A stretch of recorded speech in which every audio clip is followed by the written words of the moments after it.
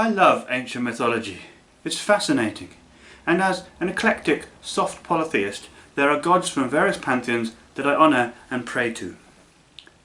I'm drawn mostly to the Greek and Egyptian pantheons, but there are also Celtic and Indian deities I honour. Let me introduce you to the gods that mean something to me. Firstly, the Greek gods. In recent months I have embraced the Greek pantheon and fallen in love with several of the Greek gods and goddesses. One goddess that I keep turning to that has surprised me a little bit is Athena. Why surprising? Well, she seems so aloof, stern, pure and chaste. Honestly, she reminds me of my mother a bit. And being a very sexual and pleasure-seeking person, I often get drawn to gods that represent those energies. Horned gods like Cernunnos, sexy goddesses like Aphrodite, ambiguous trickster-type gods like Hermes or Dionysus. But often when we pray, we are seeking connection to energies that we ordinarily lack. The need for courage and clarity in my life is the reason I often find myself praying to Athena. She is a goddess of wisdom, and so I pray to her for clarity, because I am too often confused about what I need or want in life. She is a strong warrior goddess, so I pray to her for courage when I am too often fearful, overly sensitive and meek. I think she answers me too. I always feel better when I turn to Athena for guidance and strength. Another Greek god I often pray to is Hermes. People often think of Hermes as being a messenger god, or a god of commerce and trade. And he does represent those things. But he was also a deeply spiritual god for the Greeks. It is Hermes that guides the souls of the departed and takes them into the afterlife. And because Hermes represents communication, he is not only a messenger of the gods, but also the one that communicates between mortals and the divine. Yes, Hermes is the one who carries all your prayers to the gods. This means he is a deeply spiritual deity, which is why he is connected to some of the pagan mysteries.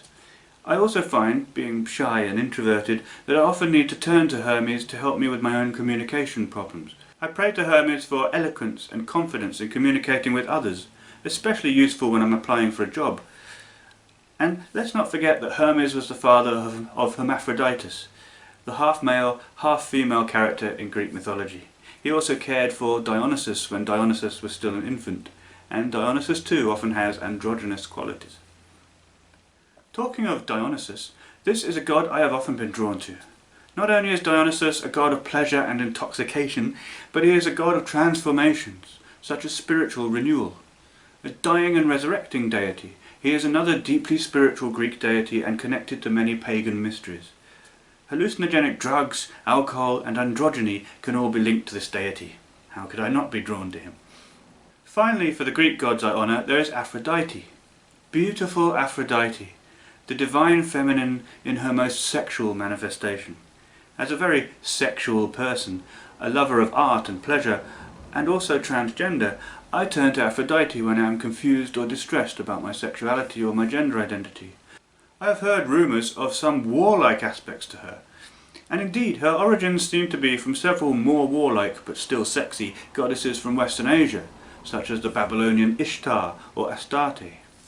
I need strong, powerful goddesses to worship because I am sexually attracted to strong, dominant women. And if they are also sexual and not chaste, then the spiritual healing this can provide in reconciling my sexual nature to my spiritual nature is immense. This is the kind of healing that Aphrodite can provide. We are sexual beings. We need to be able to bring our sexual problems to the gods also. What better deity for that than Aphrodite? And such strong sexual goddesses also seem the best deities to bring my gender issues to also. I love women, both sexually and in pure admiration ways. I need a powerful, non-chaste goddess to bring these issues to. Aphrodite can be such a goddess. There are many Egyptian gods I admire from a distance. Osiris is another one of those dying and resurrecting gods that is deeply spiritual and also connected to the afterlife. Anubis is a god I often felt drawn to as a youth when I realised how pensive and philosophical I often become at funerals.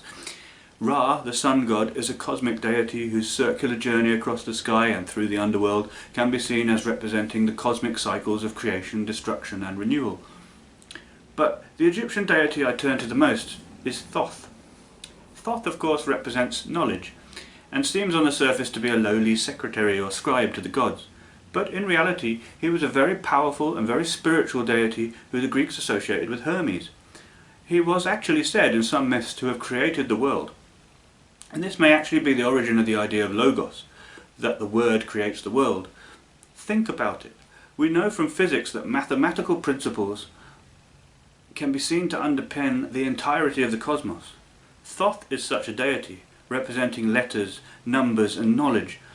This seemingly quiet and unassuming deity that operates in the background is secretly the creator and engineer of the entire universe. As a quiet, introverted person who is very knowledgeable but also meek, I like the idea of this librarian, secretary type of deity secretly being possibly the most powerful god in the whole Egyptian pantheon. Thoth rocks. A Celtic god that I honour with a place on my altar, and who may actually predate the Celts and reach right back into prehistory, is Cernunnos, the antlered god. Not puny little goat horns, but massive stag's antlers are on this awesome deity's head.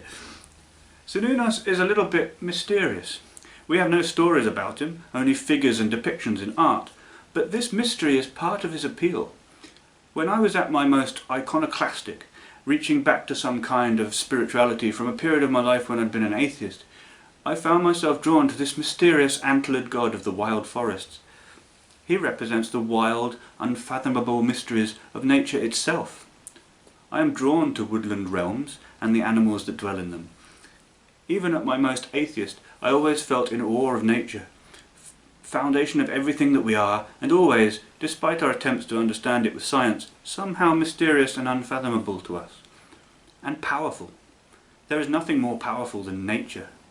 Cernunnos represents all of this to me, and he is awesome in his mysterious majesty. Finally, an Indian deity.